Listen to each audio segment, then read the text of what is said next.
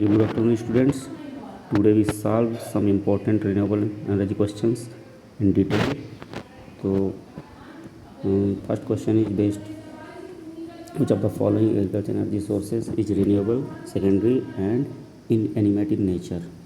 Solar radiation, biogas, wind energy, animal power. Solar radiation is renewable, but this is primary energy source, and this is also inanimate. Hence, according to question, this is not an option. Biogas is renewable because this is direct. This is renew in everywhere. This is inexhaustible. That's why this is renew. And biogas is obtained from the biomass. That's why this is a secondary in nature. Secondary means the energy sources which are obtained from the primary energy sources. तो biogas क्या हुआ हमारा secondary. And inanimate in nature. Inanimate means the sources which are not belong to animal power and social animal and human power. The sources which are not related to human and animal power, that is inanimate in nature. The sources which are belong to animal power, this is animate power. So option B is fulfill our all three conditions, that is renewable, secondary and inanimate nature. That's why the option is B. The ultimate source of energy for biomass, wind and ocean thermal energy is. उसमें पूछ रहा है कि हमारा जो biomass होता है उसका अल्टीमेट सोर्स क्या होता है. Earth core, gravitational force, solar radiation, nuclear reaction. तो आंसर क्या होगा इसका? Solar radiation. Because earth cores और nuclear reactions are happened below the under the inside the earth, which are indirectly related to another sources. So biomass indirectly belongs to the solar energy. That's why this option C is correct. Which energy source contribute to agriculture indirectly but plays a major role in irrigation and cold storage? निम्नलिखित option में से कौन सा option agriculture में mostly agriculture को indirectly contribute करता है और उसके साथ साथ ही लेकिन इरिगेशन और कोल्ड स्टोरेज में भी इम्पोर्टेंट रोल प्ले करता है? Biomass energy, wind energy, nuclear energy, electrical energy. तो सबसे इम्पोर्टेंट में सबसे सोर्स कौन सा है? Electrical energy. क्योंकि इलेक्ट्रिकल एनर्जी का यूज इरिगेशन में भी करते हैं, कोल्ड स्टोरेज में भी करते हैं और साथ ही साथ इसका मैक्सिमम कंट्रीब्यूशन एग्रीकल्चर के फील्ड में है. Another, identify the correct matched pair. First one is biomass, primary energy, non-renewable. तो बायोमास कैसा है? चूँकि हमको नेचर से मिलता है तो प्राइमरी एनर्जी है. एंड दिस इज रिन्यूएबल क्योंकि एक इनएग्जॉस्टिबल नेचर है. हर साल हमको ये मिलता है. ऐसा नहीं है कि इस बार जो बायोमास है अगली बार बायोमास नहीं मिलेगा. और ये डायरेक्ट नेचर से प्राप्त होता है, इसीलिए इसको प्राइमरी एनर्जी बोलते हैं. Hence biomass primary energy as well as renewable. So ये ऑप्शन गलत हो गया क्योंकि इसमें बोल रहा है non renewable. Electricity is obtained from primary energy sources like coal. तो इलेक्ट्रिसिटी ये सेकेंडरी एनर्जी है but electricity is non renewable. इसमें लिखा है renewable. Electricity can be exhausted in finite और definite period of time. That's why this is not renewable in nature. So option B is wrong. C, solar radiation. Solar radiation means the radiation which obtained from the sun. क्योंकि हमको naturally obtained होता है. That's why this is nature of. कैसा इसका nature है? Primary energy. And this can not be exhaustible. This can be exhaustible. Inexhaustible nature का है. And this can be renew in a finite period of time. That's why this is renewable. तो option C is fulfil our all three conditions, that is primary energy and renewable. Biogas is a primary energy. गलत, क्योंकि biogas हमको मिलती है biomass से, तो ये secondary energy source हुआ. और दूसरी बात ये रिन्यूएबल है. This can be obtained from biomass and biomass can be renew. This can be obtained annually. That's why option D is correct. So according to option C is correct, क्योंकि solar radiation हमारा कैसा है? Primary भी है और renewable भी है. Which of the following is not limitation of renewable energy in agriculture? निम्न में से कौन सा नवीनीकरण ऊर्जा स्रोत का लिमिटेशन नहीं है? मतलब उसका डिसवांटेज नहीं है। तो वेदर डिपेंडेंसी, यस, जितने भी हमारे रिन्यूएबल एनर्जी सोर्सेस हैं मोस्टली, चाहे विंड एनर्जी हो, चाहे सोलर एनर्जी हो, चाहे हमारी जियो थर्मल एनर्जी हो, चाहे हमारा जितने भी एनर्जी सोर्सेस हैं मोस्टली वो क्या करते हैं, वेदर डिपेंड करते हैं। तो वेदर डिपेंडेंसी। दूसरा, हाई इनिशियल कॉस्ट। तो हाई इनिशियल कॉस्ट भी लगता है जब हमें सोलर एनर्जी को हो गया विंड मिल इंस्टॉल करते हैं, या सोलर पॉक्स बनाते हैं, या हाइड्रो एनर्जी के लिए हम डैम्स क्रिएट करते हैं। तो उसमें शुरुआत में जो उसका इनिशियल कॉस्ट होता है बहुत ज़्यादा होता है, तो ये तो है। एंड सी, डी क्या बोल रहा है, need for energy storage. Yes, जो भी हम रिन्यूएबल एनर्जी, सबसे बड़ा इसका डिसवांटेज यही है कि हमको इसको जब जो भी हमारे रिन्यूएबल एनर्जी सोर्सेस हैं उससे जो हमको एनर्जी बनाते हैं उसको स्टोर करने के लिए हमें स्टोरेज की आवश्यकता चाहिए होती है, बैटरी की आवश्यकता होती है। इसीलिए ये सबसे बड़ा डिसवांटेज है आजकल रिन्यूएबल एनर्जी का। एंड सी बोल रहा है ग्रीन हाउस गैस इमिशन, ये गलत है, ये लिमिटेशन नहीं है, क्योंकि रिन्यूएबल एनर्जी की तरफ हम शिफ्ट भी इसलिए हो रहे हैं क्योंकि इसमें से ग्रीन हाउस गैस का इमिशन नहीं होता। और अगर ग्रीन हाउस गैस का इमिशन हो रहा है जिससे टेम्परेचर राइज हो रहा है, जिससे ग्लोबल वार्मिंग जैसी फिनोमेना हो रहे हैं, इसीलिए हम रिन्यूएबल एनर्जी की तरफ शिफ्ट हो रहे हैं। तो ये इसका एडवांटेज है, लिमिटेशन नहीं है। That's why option C is correct. And other question is related to major reason fossil fuels are still dominant in farm mechanisation is due there.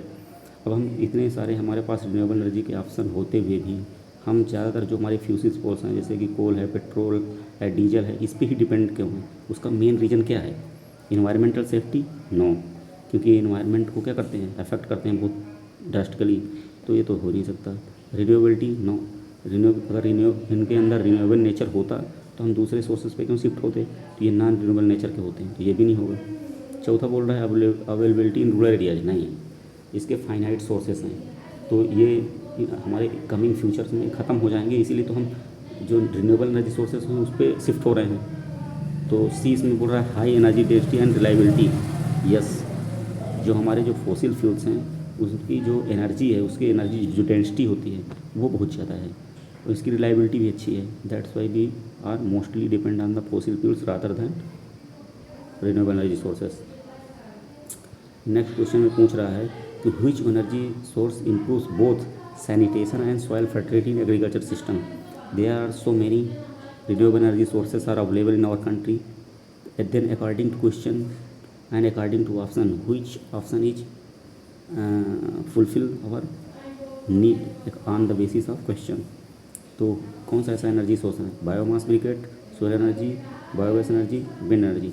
Wind energy देखो हमारी साइट स्पेसिफिक होती है, सब जगह नहीं होती, कहीं स्पेशली कोस्टल एरियाज में, कहीं कहीं अकॉर्डिंग टू लोकेशन इसको शिफ्ट करते हैं। सोलर एनर्जी की बात कर ली तो सोलर एनर्जी सैनिटेशन तो है लेकिन सॉइल फर्टिलिटी को इम्प्रूव कर, तो दोनों कंडीशन को सेटिस्फाई नहीं कर रहा है। बायोगैस जो एनर्जी है ये हमको ऑब्टेन होती है बायोमास से। जब बायोमास हम बनाते हैं तो उसका जो रेजिड्यू स्लरी पार्ट होता है जो बचता है वो एज अ मैन्योर भी यूज कर लेते हैं, तो हमारी सॉइल की फर्टिलिटी को भी इम्प्रूव करता है। और जो हम गोबर वगैरह है उसका यूज करके हमने एनर्जी भी क्रिएट कर ली, तो सैनिटेशन भी हुआ, साथ साथ जो इसकी एज अ फर्टिलाइज़र हम इसका मैन्योर का यूज कर लिए तो सॉइल की फर्टिलिटी भी इंक्रीज होती है। तो ये दोनों हमारे जो ऑप्शंस हैं सैनिटेशन और सॉइल फर्टिलिटी जो दोनों ऑब्जेक्टिव हैं वो हमको फुलफिल कौन सा ऑप्शन कर रहा है? Biogas energy. That's why according to this question answer C is correct. Which of the following energy forms is classified as renewable but secondary. ये बोल रहा है कि नीचे जो दिए गए ऑप्शंस हैं उसमें कौन सा ऑप्शन जो है वो रिन्यूएबल है लेकिन सेकेंडरी नेचर का है। विंड एनर्जी की बात करें, पहले तो आप ये समझो रिन्यूएबल का मतलब जिसको हम बना सकें, प्राइमरी का मतलब जो डायरेक्ट हमको नेचर से मिले, सेकेंडरी का मतलब जिसको हम प्राइमरी सोर्सेस को मॉडिफाई करके बनाते हैं उनको बोलते हैं सेकेंडरी। तो विंड एनर्जी हमको नेचर से मिलती है तो ये रिन्यूएबल तो है लेकिन प्राइमरी एनर्जी सोर्स है, सेकेंडरी नहीं है, इसे ऑप्शन नहीं होगा। सोलर रेडिएशन भी रिन्यूएबल है लेकिन ये हमको डायरेक्ट नेचर से ऑब्टेन होती है तो इसलिए ये प्राइमरी सोर्स है, इसलिए ये भी ऑप्शन नहीं होगा। वाटर फ्लो की बात करें तो वाटर फ्लो भी जो है रिन्यूएबल इन नेचर का है लेकिन ये रिन्यूएबल है लेकिन ये डायरेक्टली नेचर से मिलता है इसलिए प्राइमरी है, नॉट सेकेंडरी। बायोगैस रिन्यूएबल है, क्यों? क्योंकि बायोगैस हम बनाते हैं बायोमास से, and biomass is obtained from the nature, naturally obtained होता है। तो ये रिन्यूएबल हो गया कि हर साल एनुअली हमको मिलता रहता है। And this is biogas is obtained from the biomass, तो बायोमास हमारा प्राइमरी हो, उसको मॉडिफाइड करके हमने दूसरे रिसोर्सेज लिए बायोगैस, इसलिए सेकेंडरी भी है। तो ये हमारे दोनों ऑब्जेक्टिव, रिन्यूएबल और सेकेंडरी, दोनों ऑब्जेक्टिव को फुलफिल कर रहा है, इसलिए हमारा आंसर क्या होगा, हमारा C, answer C is correct, that is biogas. तो इसमें नेक्स्ट क्वेश्चन पूछ रहा है कि animate energy in agriculture is mainly associated with, animate energy का मतलब the energy which is belong to the animal power और ह्यूमन पावर, जो एनर्जी हमारे ह्यूमन या एनिमल पावर से बिलोंग करती है उसको बोलते हैं एनिमेट पावर। तो ओके, ये समझ में आ गया। लेकिन ये पूछ रहा है कि मेनली उसका एसोसिएशन एग्रीकल्चर से है, तो हाई फील्ड एफिशिएंसी नो, जो एनिमेट पावर होता है, चाहे वो एनिमल पावर हो चाहे ह्यूमन पावर हो, उसकी एफिशिएंसी ज़्यादा नहीं होती, तभी तो हम मैकेनिकल, तभी तो हम मशीनरीज की ओर शिफ्ट ऑन हो रहे हैं, क्योंकि एफिशिएंसी नहीं है, वेदर डिपेंडेंसी है, that's Y high field efficiency. ये ऑप्शन हमको सही नहीं लग रहा। दूसरा मैकेनाइज्ड फार्मिंग, नहीं, मैकेनाइज्ड फार्मिंग करने के लिए हम जो आजकल नई नई मशीनें मार्केट में आ रही हैं, जो ज़्यादा काम कम टाइम में कर देती हैं, मल्टीपल ऑपरेशन हम कर सकते हैं एक ही फील्ड में, जब मशीन का यूज करके मल्टीपल ऑपरेशन कर लेते हैं, मल्टीपल क्रॉप्स लेते हैं, उसको मैकेनाइज्ड फार्मिंग बोलते हैं। तो ह्यूमन तो नहीं है, that's why this option not fulfil our objective of animate energy which is mainly associated with agriculture. तीसरा है traditional and small scale farming. Yes, अगर आपके पास खेत छोटा है, खेत छोटे साइज का है, छोटे एक बीघे 2 बीघे ऐसे खेत है, तो हम ट्रेडिशनल खेती करते हैं, जो हमारे ट्रेडिशनल अप्रोचेज होते हैं, प्रैक्टिसेस होती हैं फिर एग्रीकल्चर की, उसको फॉलो करते हैं। तो उसमें हमारे छोटे छोटे गाँव में देखते हो कि जिनके पास थोड़ा छोटा ज़मीन होते हैं, वो स्वयं अपना कर लेते हैं ट्रेडिशनल तरीके से, वही सीरियल्स क्रॉप वगैरह लेते हैं। तो इसलिए ये ऑप्शन सी ज़्यादा अकॉर्डिंग टू क्वेश्चन जो हमारा ऑब्जेक्टिव है उसको सी फुलफिल कर रहा है, इसलिए इसका आंसर क्या होगा, animate energy in agriculture is mainly associated with the traditional and small scale farming. चलिए हम नेक्स्ट क्वेश्चन पर मूव करते हैं।